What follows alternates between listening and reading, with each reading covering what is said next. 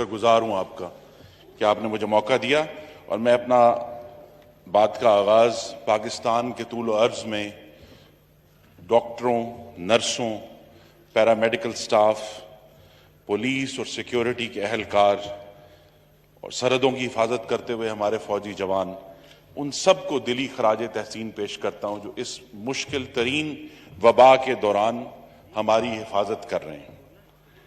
मैं उन तमाम खानदानों से भी पुरसोज ताज़ियत करता हूं जिनके प्यारे अभी PIA के हालिया हादसे में अल्लाह को प्यारे हुए और वो हजारों पाकिस्तानी जो कोरोना के हाथों फौत हुए हैं, उन सब के खानदानों से ताज़ियत है। ये मेरी दुआ है कि पाकिस्तान के तमाम कोरोना मुतासरीन जो अब 1.5 लाख से तजावज़ कर चुके हैं, अल्लाह ताला उन्हें जल्द सेहत दे और बशमूल इस मौजूद अवान के मेंबरान भी, बल्कि इस फ्रंट बेंच के अरकान जो हैं जो कोरोना वायरस का शिकार हुए हैं, अल्लाह ताला उन्हें सेहत दे। नायब स्पीकर, जो बजट इस हुकूमत ने पेश किया है उसका खुलासा ये है कि झूठ चलाओ, गरीब रुलाओ, माफिया हंसाओ, IMF भुगताओ और डंग टपाओ। ये बजट हुकूमत के खिलाफ पाकिस्तान के गरीबों, मजदूरों, काश्तकारों, मिडिल क्लास और सनतकारों का जो कत्लेआम इस हुकूमत ने किया उसकी FIR है। ये कत्लेआम मुआशी भी है जनाब चेयरमैन और कोरोना के जरिए भी है, क्योंकि मुईशत और कोरोना की मैनेजमेंट में एक कदर मुश्तरक है और वो ये है कि इमरान खान और उसकी हुकूमत ने पाकिस्तान के अवाम को कातिलों के रहमो करम पर छोड़ दिया है। Imran Khan and his band of exhausted volcanoes has abdicated their responsibility to the people of Pakistan. They have abandoned the people of Pakistan to face alone the ravages of corona and economic calamity, and the result of this government's criminal abdication and murderous abandonment is this: experts cried, government lied, Pakistanis died. माहिरीन रोते रहे, हाथ जोड़ के कहते रहे कि आप lockdown करें, हुकूमत झूठ बोलती रही और नतीजा क्या है कि पाकिस्तान के लोग अब हर रोज ज्यादा तादाद में अल्लाह को प्यारे हो रहे हैं। वजीर आजम ने फरमाया, और ये एग्जैक्ट कोट है, आपकी इजाजत से मैं पढ़ देता हूं, मुझे अफसोस से कहना पड़ता है कि अमवात और बढ़ेंगी, अब आगे आपकी जिम्मेदारी है। अवाम एहतियात करेंगे तो वायरस के साथ बेहतर गुजारा करेंगे। और ये याद रखें कि वजीर आजम वजीर सेहत भी हैं और उनके फरमुदाते कोरोना के पस मंजर में मैं उनसे सवाल पूछना चाहता हूं, फैज अहमद फैज से माजरत के साथ, कि तुझको कितनों का खून चाहिए ए वजीर आजम जो तेरी भयानक बेहरकती को बेदार करें?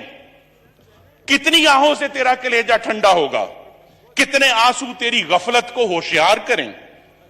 और बकौल एक तज्जिया निगार मैं आपकी इजाजत से पढ़ना चाहता हूं कि पाकिस्तान शायद दुनिया का वाहिद मुल्क है जहां लॉकडाउन बमुकाबला भूख की बहसियाना ढाल के पीछे रियासती बेअमली ने पनाह ली है। तादमे तहरीर यहां कोरोना से 3000 से जायद अमवात हो चुकी हैं। दुनिया का शायद कोई ही दूसरा मुल्क हो जहां कोरोना से निपटने के लिए लॉकडाउन का खालिस इंतजामी व साइंसी फैसला तिब्बी माहिरीन के अलावा किसी और के मशवरे से किया गया। नतीजा यह है कि तकरीबन 500 डॉक्टर और नीम तिब्बी कारकुन वायरस की लपेट में आ चुके हैं। 38 डॉक्टर और 4 पैरामेडिक समेत 42 हरावल सपाई अपना फर्ज निभाते हुए शहीद हो चुके हैं। पहले कह रहे थे घबराना नहीं, कोरोना जून में अरूज पे पहुंचेगा, फिर जवाल होगा। अब कह रहे हैं अरूज जुलाई और अगस्त में आएगा, फिर जोर टूटना शुरू होगा। यहां भी आधा सच बोला जा रहा है। जोर उन ममालिक में टूटा है जिन्होंने जोर तोड़ने के लिए लॉकडाउन समेत सख्त तदाबीर की, लेकिन यहां हुकूमती बेतदबीरी ने सब नाकाम कर दिया। बहुत अच्छा इदारा है national command and control authority. Press कॉन्फ्रेंसें हुई हैं, इजलास हुए हैं। नतीजा क्या है कि इंफेक्शन भी बेकाबू तरीके से बढ़ रही है और अमवात भी कंट्रोल नहीं हो रही। जनाब चेयरमैन, जिस दिन लॉकडाउन खोला गया 9 मई को, उस दिन 612 अमवात हुई थी उस दिन तक, और 26,993 इन्फेक्टेड लोग थे। आज इन्फेक्टेड की तादाद 1.5 लाख से तजावज कर चुकी है, अमवात 3,000 से तजावज कर चुकी हैं। और हुकूमत बजिद है कि अभी भी अमवात की वो शरह नहीं जिसका हमने तखमीना लगाया था। और वजीर आजम के टास्क फोर्स के चेयरमैन डॉक्टर अताउर रहमान ने कल क्या कहा?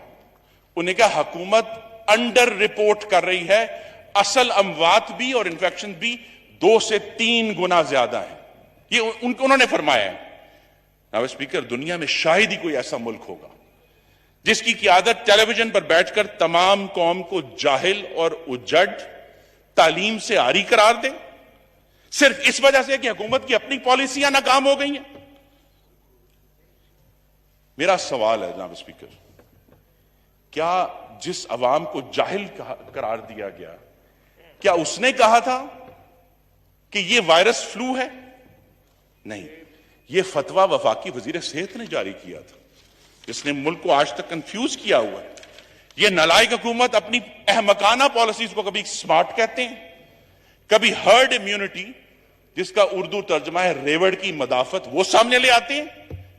जनाब चेयरमैन, जब हुकूमत के पास वबा से निमटने का इंतजाम ही ना हो तो इन्होंने सरनगू कर दिया, अपने आप को शिकस्त तस्लीम कर ली है और अवाम को वबा के रहमो करम पर छोड़कर कहा यह हर्ड इम्यूनिटी है।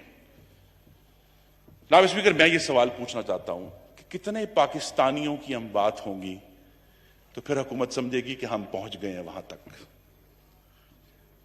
और अमेरिकी शायर चार्ल्स सिमिच ने यही सवाल किया था, savageries to come, cities smelling of death already, what idol will you worship? और ये मेरा सवाल है वफाकी वजीर सेहत और वजीर आजम से कि वहशत आ रही है, शहरों से कोरोना मौत की बू आ रही है, आप किस बुत की परस्तिश कर रहे हैं? अपनी अना की परस्तिश कर रहे हैं। जहां भी दुनिया में लॉकडाउन मुआशी मजबूरी की वजह से खोला गया है, जो इस हुकूमत का आर्ग्यूमेंट है, वहां हुकूमत फेल हो गई। और नतीजा यह है कि यह हुकूमत, जिसके सरबराह इमरान खान साहब हैं, पाकिस्तानियों की जानों के तहफ्फुज में नाकाम हो गई है। मुईशत तो कोरोना से पहले ही फेल हो गई थी और इसके फेलियर और तबाही का आगाज झूठ से हुआ जब यहां इस ऐवान में पिछले साल जो बजट दस्तावेज पेश की गई, और मैं ये ढूंढ कर लाया हूं पिछले साल का बजट इन ब्रीफ, और इकोनॉमिक सर्वे में पिछले साल के कहा गया, मैं फिर पढ़ना चाहता हूं एग्जैक्ट वर्ड्स, कि लास्ट ईयर 2018-19 का, the outgoing fiscal year 2018-19 witnessed a muted growth of 3.29%। नाम स्पीकर, मैं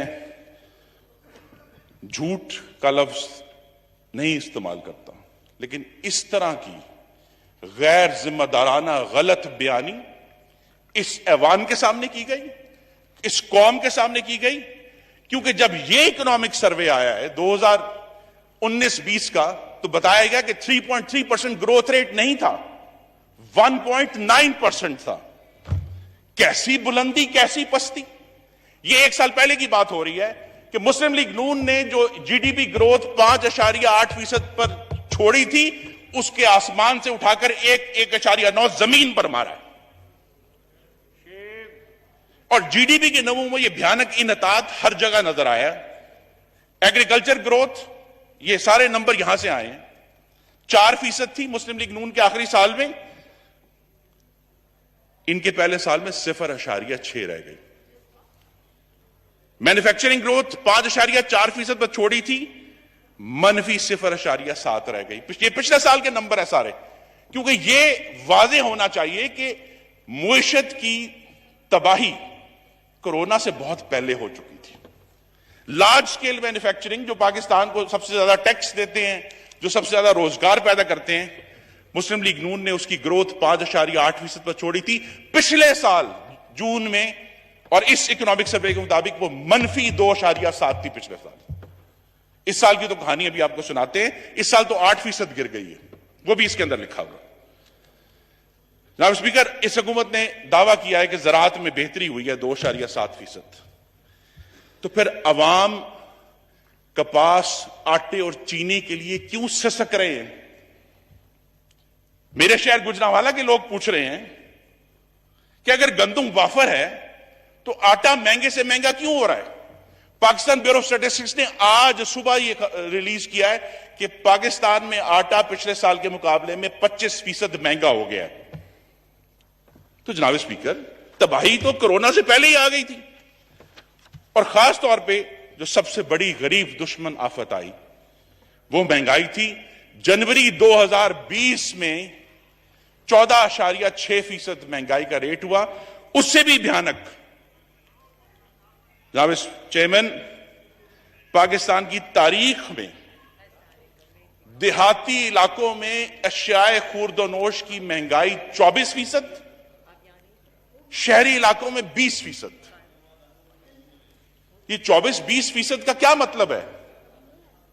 इसका मतलब है पाकिस्तान में भूख फैल रही है जनाब चेयरमैन, और हुकूमत के झूठ खत्म नहीं हुए। ये पिछले बजट में फरमाया था कि मालियाती खसारा 7.2% है, 3,151 अरब का खसारा हुआ है पिछले साल, इसमें लिखा हुआ है। जब नया साल आया है, यह बजट इन ब्रीफ, तो फरमाया गया कि मालियाती खसारा 9.1% था, 3809 अरब रुपए का। अब आप मुझे यह समझाएं कि यह 627 अरब का जो एक्स्ट्रा डेफिसिट है, ये क्यों झूठ बोला पिछले साल? क्यों?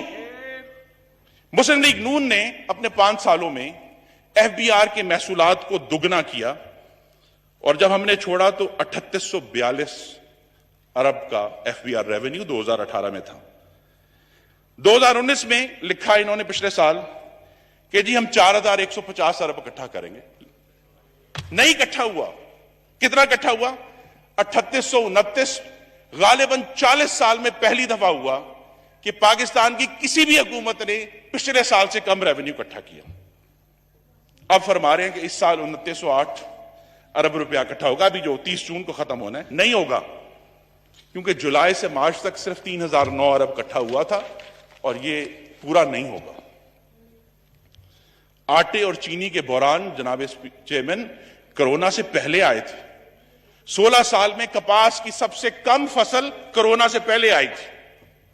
एक माहिरीन के अंदाजे के मुताबिक 10 से 12 पाकिस्तानी बेरोजगार कोरोना से पहले ही हो गए थे। मेरे सनती शहर गुजरांवाला में आकर देखें कि बिजली के खौफनाक बिलों की वजह से कितनी सनतें बंद हुई हैं 2 सालों में, और उनके मजदूर उनके बाहर दीवार से टेक लगाकर बैठे इंतजार कर रहे हैं, उस रोजगार का इंतजार कर रहे हैं जो इमरान खान की हुकूमत ने उनसे छीन लिया है। अब कुछ बात कर्जों की करनी है जो बड़ी अहम है, बार बार इसका जिक्र होता है। अल्लामा इकबाल ने कहा था जो नाखूब बतदरीज वही खूब हुआ कि गुलामी में बदल जाता है कौमों का जमीर। इमरान खान साहब 30,000 अरब 30,000 अरब की गर्दान करते नहीं थकते थे, और वजीर मौसूफ ने जब तकरीर फरमाई तो उसको 31,000 कर दिया। कमाल है। असल नंबर क्या है ना? स्टेट बैंक का नंबर यह है कि जून 30, 2018 को पाकिस्तान की टोटल डेट एंड लायबिलिटीज 29,879.4 अरब थी। ये this is the total date and liabilities जो थी। अब आगे क्या कहानी हुई है? यही रिपोर्ट कह रही है कि 31 मार्च को 2020 को पाकिस्तान की टोटल डेट एंड लायबिलिटीज 42,803.3 थी। क्या मतलब है?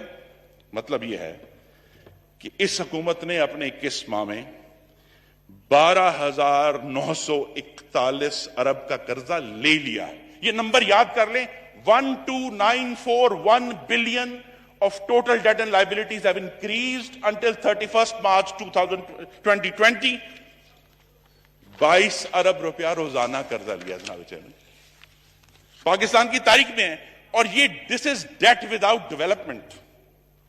पूरे मुल्क में एक ईंट नहीं लगी, और ये तमाम अरकान यहां बैठ के पूछते हैं, उनके वोटर उनसे पूछ रहे हैं, मेरे गुजरांवाला के वोटर मुझसे पूछ रहे हैं कि तरक्की किधर गई, स्कूल किधर गए, अस्पताल किधर गए।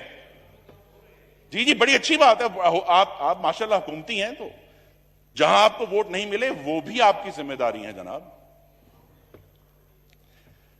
अब वजीर मौसूफ ने अपनी बजट तकरीर में फरमाया कि जी हमने 5,000 अरब के सूद अदा किया है। मैंने उस पर रिसर्च की, नंबर ठीक नहीं है। इकोनॉमिक सर्वे के मुताबिक, और बेहतर नंबर है, कि यह हुकूमत अब तक 5,763 अरब के डेट एंड लायबिलिटीज अदा कर चुकी है। मुस्लिम लीग नून ने अपने 5 साल में 8,490 अरब के कर्जे वापस किए थे। मेरा यह मुतालबा है कि यह कमीशन बनाया जाए कि जब पूरे मुल्क में कोई ईंट नहीं लगी तो बकिया 7178 अरब रुपए कौन खा गया है, किधर गए हैं। और कहानी यही है, सुनाते हैं कि जी हमें डेट रीपेमेंट बड़ी करनी पड़ी। भाई अगर आप खुद इंटरेस्ट रेट डबल कर देंगे, और मुस्लिम लीग नून ने आखिरी साल जो है 1940 अरब का इंटरेस्ट पे किया था, आपको 3,000 अरब पे करना पड़ा, यह आपकी अपनी गलती थी, यह आपकी अपनी पॉलिसी थी। फिर सर्कुलर डेट के ताने देने वाले ये बताएं कि मुस्लिम लीग नून का छोड़ा हुआ 1100 अरब का सर्कुलर डेट अब 2400 कैसे हो गया? दुगने से ज्यादा हो गया सर्कुलर डेट एनर्जी सेक्टर का। इस बजट में हमें बताएं कि 1015 अरब की टैक्स छूट जो मराहत याफ्ता तबके को दी गई है, उसका कौन जिम्मेदार है? वजीर आजम जिम्मेदार है। मुस्लिम लीग नून ने जीडीपी, जनाब चेयरमैन, डॉलर टर्म्स में 315 अरब डॉलर का जीडीपी था 2018 में जब हमने हुकूमत छोड़ी, आज 264 अरब रुपए का है। यह जवाब देना पड़ेगा कि पाकिस्तान की जो टोटल वेल्थ है उसमें 51 अरब डॉलर की कमी भी वजीर आजम और उनके साथियों के हाथों पर है। और जो हॉट मनी 13.25% इंटरेस्ट रेट का ताकुब करता हुआ यहां आया और फिर फरार भी हो गया, उसकी लिस्ट चाहिए। कौन लोग थे वो? किसने ये भयानक पॉलिसी पाकिस्तान के ऊपर थोपी? लेकिन नतीजा क्या आया? पाकिस्तान के गरीब, मजदूर, काश्तकार, टीचर, मिडिल क्लास, उनका सांस घूंटने वाली महंगाई है आज, जनाब चेयरमैन। और झूठ का सिलसिला जो है मौजूदा बजट में भी जारी और सारी है। हर तखमीना मशकूक है इस बजट का। हमें कहा -0.4% इस दफा ग्रोथ होगी। एक्सपर्ट्स इस पे ऊपर एग्रीड है, कंसेंसस है कि कम से कम -1.5 से -2.5% होगा। पर हमें सुना दिया कहानी। यहां बड़ी अच्छी नवीद दी गई कि जी टैक्स फ्री बजट होगा। बजट में कोई टैक्स नहीं लगाया गया, यह दावा है, लेकिन अगले साल 1057 अरब के टैक्स इन्होंने इकट्ठे करने एक्स्ट्रा। तो this 27% rise in revenue while saying it is a tax free budget, इसकी हमें एक्सप्लेनेशन चाहिए। और मुझे उम्मीद है कि मुशीर खजाना अपनी वाइंड अप स्पीच में बताएंगे कि बगैर टैक्स लगाए आप 2908 अरब जो आप कहते हैं आप इकट्ठा करेंगे, आप 4,965 अरब तक कैसे पहुंचेंगे। पिछले साल जो बजट दस्तावेज में फिस्कल डेफिसिट दिखाया गया, 672 अरब का ज्यादा खसारा हुआ। इस दफा भी जो खसारा दिखाया गया है उसके नंबर पर हम यकीन नहीं कर सकते। वजीर मौसूफ ने अपनी तकरीर में कहा कि हमने कोई सप्लीमेंट्री ग्रांट नहीं दी, लेकिन जनाब चेयरमैन मैं ये भी समझना चाहूंगा कि अगर इन्होंने कोई सप्लीमेंट्री ग्रांट नहीं दी तो ये एक पूरी किताब है जिसमें 544 अरब रुपए की सप्लीमेंट्री ग्रांट्स की मंजूरी इस ऐवान से लेनी है इन्होंने। तो ये 544 अरब ठीक है, इसमें कोविड के भी पैसे हैं, लेकिन ये तो ना कहें आपने कोई सप्लीमेंट्री ग्रांट नहीं दी। कौम से गलत बयानी मत करें, इस ऐवान से गलत बयानी मत करें। मैं कंक्लूड कर रहा हूं, मुझे आपकी थोड़ी सी शफकत चाहिए होगी। वजीर साहब ने यह भी कहा अपनी तकरीर में कि मूडीज ने हुकूमत इस पाकिस्तान की जो रेटिंग जो है वो B3 नेगेटिव से B3 पॉजिटिव कर दी है। आज सुबह जब मैंने चेक किया तो वो B3 पॉजिटिव नहीं है, वो B3 न्यूट्रल है। बजट का हुजम 11% कम है, PSDP का हुजम 18% कम है। इमरान खान की मुईशत में तंगी है, कमी है, भूख है और सांस घुट रहा है। और जनाब स्पीकर, जो वजीर आजम आजकल वजीर खजाना भी हैं, वजीर सेहत भी हैं, वजीर कानून भी हैं, लेकिन अवाम के लिए तो वजीर किल्लत हैं कि जिस चीज की जरूरत चाहिए, पीपीई चाहिए शॉर्ट है, मास्क चाहिए शॉर्ट है, ऑक्सीजन चाहिए शॉर्ट है, प्लाज्मा चाहिए शॉर्ट है, जान बचाने की अद्वियात चाहिए शॉर्ट है, अस्पतालों में बेड्स चाहिए शॉर्ट है, लाइफ सेविंग मेडिसिन चाहिए शॉर्ट है, आटा शॉर्ट है, चीनी शॉर्ट है, पेट्रोल शॉर्ट है। तो फिर गालिब से माजरत के साथ कि ऑपोजिशन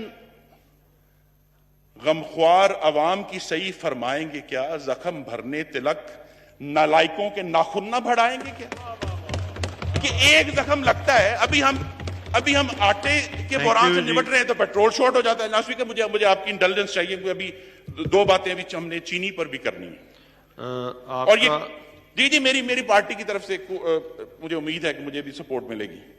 लास्ट स्पीकर, ये किल्लत, ये नहूसत इसलिए है कि ये हुकूमत अज माफिया, मनजानिब माफिया, बराए माफिया है। This is government of the mafia, by the mafia, for the mafia, जिसकी सबसे बड़ी मिसाल चीनी का स्कैंडल है।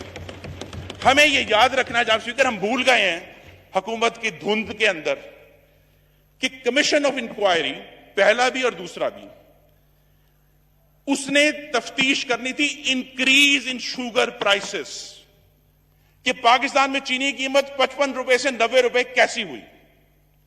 उसको सब्सिडी का मैंडेट नहीं था।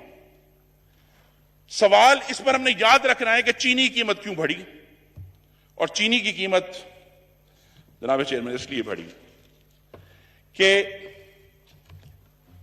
3 नुकात पर मुश्तमिल चार्जशीट है कि वजीर आजम ने बतौर फेडरल कैबिनेट के सरबराह के 11 लाख टन चीनी की इजाजत कैसे दे दी। और रिपोर्ट में, जो मैं चाहूंगा आपकी इजाजत से कि मेरी तकरीर का हिस्सा बनाया जाए, ये ग्राफ, इस रिपोर्ट में एक ग्राफ है कि जिस तरह एक्सपोर्ट हुई उस तरह चीनी की कीमत बढ़ी। और ये सरकारी रिपोर्ट का हिस्सा, ये मेरी तरफ से नहीं बनाया गया। और रिपोर्ट ने बड़ी क्लियरली कहा कि ये कीमत एक्सपोर्ट की इजाजत की वजह से बढ़ी। दूसरा जो फेलियर है वो ये है कि इस तमाम दौरान नवंबर 18 से फरवरी 20 तक चीनी की कीमत 55 से 90 हो गई, एक्सपोर्ट की इजाजत बंद नहीं की गई। और फरवरी 20 में आके जब एक्सपोर्ट की इजाजत बंद की गई, कहते हैं माफिया क्यों कहते हैं, तो फौरी तौर पर यूटिलिटी स्टोर का हुक्म हो गया कि आप तारीख की सबसे ज्यादा चीनी खरीदना शुरू कर दें। थैंक यू जी। जनाब स्पीकर, नहीं, मुझे मौका चाहिए आपसे, क्योंकि ये मामला बड़ा संजीदा है कि यहां चीनी की माफिया को सपोर्ट करने के लिए जो कीमत बढ़ी, असल डाका वो है, और वो डाका 150 अरब रुपए का है, क्योंकि चीनी की कीमत तमाम कमीशनों की रिपोर्टों के बावजूद 1 रुपया नहीं घटी। और जनाब स्पीकर, ये तबाहकुन इन्हताज जो बात मैं करना चाहता हूं वो ये है कि फॉरेन पॉलिसी में भी आया। इस माली साल के दूसरे माह में 5 अगस्त को हिंदुस्तान ने कश्मीर पर अपने तसल्लुत को कानूनी शक्ल दे दी, कश्मीर के 3 टुकड़े किए, कश्मीरियों की आईनी हैसियत खत्म की, फॉशिस्ट मोदी ने बदतरीन कर्फ्यू और लॉकडाउन किया, कश्मीर में आज भी कत्ल और इस्मत दरी और तशद्दुद जारी है। इस हुकूमत का क्या रद्द-ए-अमल था? इलाजे गम नहीं करते, फकत तकरीर करते हैं। जनाब स्पीकर, बैनुल-अक़वामी सफारतकारी को तकरीरी अखाड़ा नहीं है जिसमें आप तकरीर करके कहेंगे कि जनाब स्पीकर, मुझे मेरी आपसे खसूसी इस्तदा है, मेरे पार्लियामेंट्री लीडर भी बैठे हैं यहाँ, उससे आप एक्स्ट्रा टाइम ले गए। जी मैं जनाब स्पीकर, तकरीर के ऊपर सारा जोर करना, मीर अनीस ने कहा था, करते हैं तही बख्श सना अपनी, जो जर्फ के खाली हो सदा देता है। जो बर्तन खाली है ना, उसी की आवाज आती है ज्यादा। वो वजीर आजम का काम सिर्फ तकरीर करना नहीं, डिलीवर करना है, चाहे वो कोरोना हो, महंगाई हो या कश्मीर हो। लेकिन कश्मीर को भी वही अबैंडनमेंट और एब्डिकेशन हमने देखी है। और मैं आपकी इजाजत से जिक्र ये बस पढ़ना चाहता हूं एक सफा, जो विंस्टन चर्चिल के अल्फाज से मैंने माखज किया है कश्मीर के ऊपर। I will begin by saying what everybody would like to ignore or forget, but which must nevertheless be stated, namely that Pakistan has sustained an unmitigated defeat in being unable to prevent and reverse the Indian annexation of Kashmir. The maintenance of peace depends upon accumulation of deterrents against the aggressor, coupled with a sincere effort to redress grievances. Kashmiris have a perfect right to principle of self-determination. But it comes ill out of the mouths of these ministers who deny even the smallest element of toleration to their political opponents and dissenting voices. Wind up, Ji. Wind Ji, from the What is the remaining position of Kashmir? Not only are they politically mutilated, but economically and financially also. It is the most grievous consequence which we have yet experienced of what this government has done and what this government has left undone in the last 2 years. We have been reduced from a position of security to the perilous position we stand in now. So far as this country is concerned, the responsibility must rest with those who have the control of our political affairs. They neither foresaw the Indian annexation of Kashmir, nor did they act in time. And we are in the presence of a disaster of first magnitude. Do not let us blind ourselves to that. Pakistanis should know the truth, Mr. Chairman. They should know that there has been gross neglect and deficiency in our diplomacy and defenses. They should know that we have sustained a defeat without a war. मैं दोहराना चाहता हूं that we have sustained a defeat without a war, the consequence of which will travel far with us, and the terrible words have been pronounced. मेरे भी 3 minute मुकम्मल। Thou art weighed in the balance and found wanting. इस हुकूमत का वजन हुआ है और हल्की निकली है कश्मीर के मामले में। And do not suppose this is the end. जनाब स्पीकर, मैं अपनी बात इस पर मुकम्मल करूंगा आपकी इजाजत से कि मुइशत जो पहले दिगरगूं थी वो दिवालिया हो गई। हुकूमत ने कोरोना के साथ बेरोजगारी और गुर्बत की वबा भी फैला दी है, और इस हुकूमत की कारकर्दगी का खुलासा यह है गलत सोच, गलत बयानी, गलत कारस्तानी। हुकूमत में सियासी मफाहमत की सलाहियत नहीं है। पाकिस्तान आगे नहीं बढ़ रहा क्योंकि एहतसाब की जगह इंतकाम हो रहा है, इजहार की जगह इस्तेहसाल हो रहा है, और हुकूमत माफिया की बैसाखियों पर खड़ी है। हर पाकिस्तानी अपने बच्चों के लिए परेशान है। इमरान खान की हुकूमत ने पाकिस्तान को मुआशी, सफारती, दिफाई और वफाकी तौर पर कमजोर कर दिया है। कल फरमाया, जनाब स्पीकर, मैं हैरान हूं कि एक वजीर आजम कैसे ये अल्फाज बोल सकते हैं। उन्होंने फरमाया कि ये कैसा निजाम है कि वफाक सूबों को पैसे दे। जनाब चेयरमैन, इसमें आखिरी मिनट है आपकी इजाजत से। जनाब स्पीकर, इस निजाम को आईने पाकिस्तान कहते हैं। जाहिल को अगर जहल का इनाम दिया जाए, इस हादसा वक्त को क्या नाम दिया जाए। 2 साल की गुर्बत, फॉशिज्म, बेरोजगारी, भूख, झूठ और मौत के बाद पाकिस्तानी अवाम को इस हादसा वक्त का नाम मालूम हो गया है।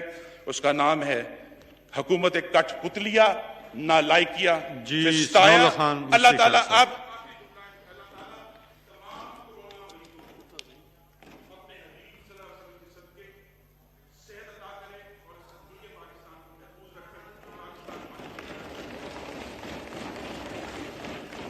अल्हम्दुलिल्लाह रब्बिल आलमीन वस्सलातु वस्सलामु अला खातमन नबिय्यीन अम्मा बाद फ़ऊज़ बिल्लाहि मिनश शैतानिर रजीम बिस्मिल्लाहिर रहमानिर रहीम। जनाब चेयरमैन, मैं आपका शुक्रगुजार हूँ कि आज आपने मुझे मौका नायत फरमाया कि मैं बजट जैसी आम डॉक्यूमेंट्स पे पार्लियामेंट के सामने और नेशनल असम्बली के सामने अपने मारूज़ात